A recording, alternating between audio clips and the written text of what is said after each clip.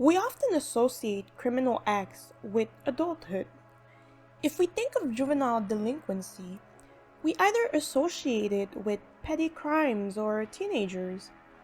When we hear child criminals, the image that our brain creates is that of a young teenage boy, perhaps shoplifting, a teenage girl running away from home, or if we were to go to a bit of a more extreme, we might see crimes related to schools like the infamous Columbine incident.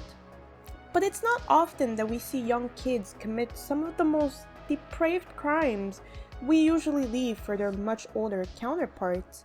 And oftentimes our brains have a hard time fully understanding how someone who's, let's say, 8 years old could commit a big criminal offense. However, these ideas are not as far-fetched as they may seem at first glance, as there's quite a few children who have committed some of the most twisted acts, only reserved once again in our minds for some of the worst of serial killers. Here are 4 of the most violent children murderers that would surprise any reasonable person. Britain held one of the most infamous children killers that we would come to see. On a Friday afternoon in February of 1993, the 2 boys known as 10-year-old John Venables and 10-year-old Robert Thompson would head over to a small mall in Liverpool with the intent to abduct a young boy.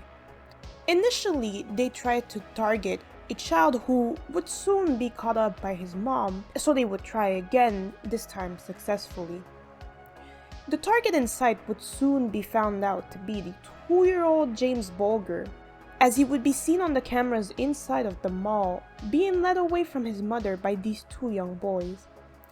Everyone at the time hoped these boys would have returned the child, but not long after, his body would be found pierced in half by some train tracks, and it was then very clear that these young boys' intentions were much darker than what was initially hoped for. He said that the 2 of you were in the Strand and that you saw the little boy. We never. I forgot that was true. God knows the truth, and I'm telling you that we never. We were too scared. We were probably too scared. And he said that you took him by the hand and led him out of the Strand shops. We never. He's a liar. Calm down, my gosh. Alright, come on, love. It's alright, come on, alright. I never got the boy. I never killed someone. Thanks to the footage, officers managed to find the 2 boys and interrogate them as best as you could.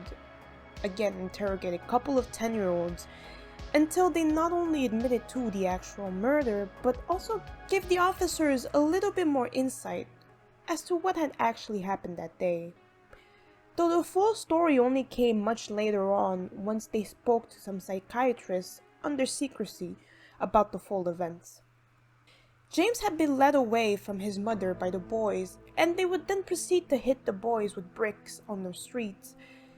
John claiming that they kept doing it as the boy wouldn't stay down after they would tell him to do so, and they proceeded to drag the bloodied boy to a more desolated area near the said train tracks, where they would proceed to continue to hurt him by beating the poor boy.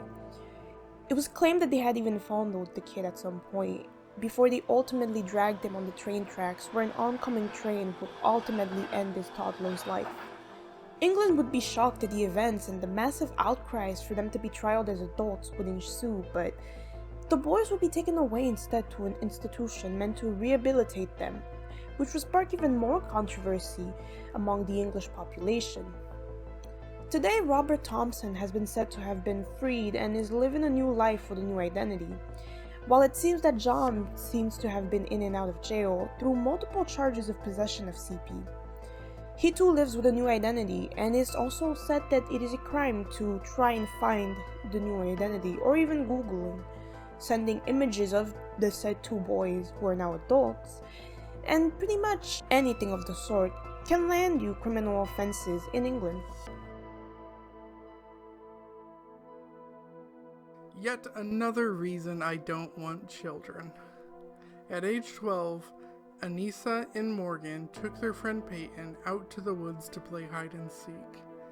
It was there they stabbed her 19 times, then left her. The girls believed they needed to sacrifice Peyton to the fictional character Slender Man.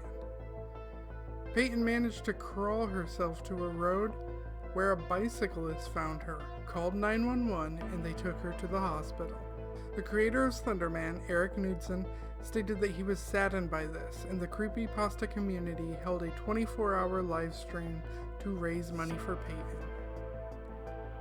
The two girls were taken into custody, and Peyton somehow did not die. In fact, she is alive to this day. So yeah, I cheated, this one wasn't murder, but it was very close, and I'm glad Peyton is still alive.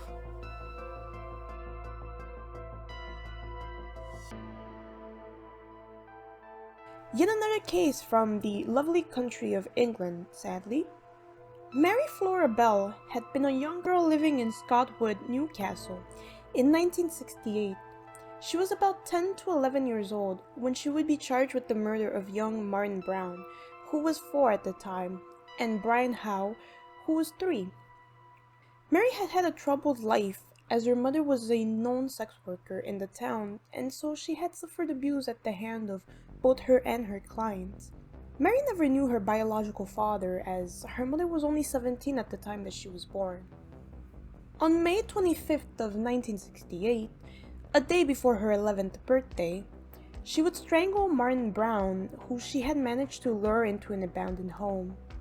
She then later, on July the 31st, got her friend Norma Joyce Bell, no relation to her of course, to lure in Brian Howe before they would proceed to strangle the young boy. Mary would carve an M on the body with a pair of scissors, as well as scratch his legs with it, take some of his hair, and even mutilate his genitals. On December 17th, Mary would get arrested for manslaughter on the grounds of diminished responsibility. She would get a court evaluation with a psychiatrist, which would diagnose her with clear signs of psychopathy. The judge deemed her to be a danger to others, and she was set to have an indefinite sentence. However, she served 12 years, and after her sentence, she gave birth to a young daughter who would have her anonymity protected. She also has a granddaughter whose identity is also being protected, and she would be about 63 years old today.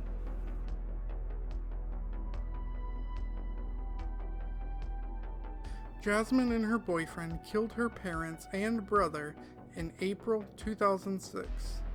She was 12 at the time and her boyfriend was 23. Her parents did not approve of the relationship, which is thought to be one of the motives of the killing. But who would blame them? 12 and 23? That's not an okay age difference at all. Another motive thought to be behind it was that her boyfriend thought of himself as a 300-year-old vampire who enjoyed the taste of blood. He had an account on vampirefreaks.com. I wasn't sure what it was, so I looked it up, and it seems to be a really cool gothic clothing store. Maybe it wasn't that in 2006, but that's what I'm seeing today.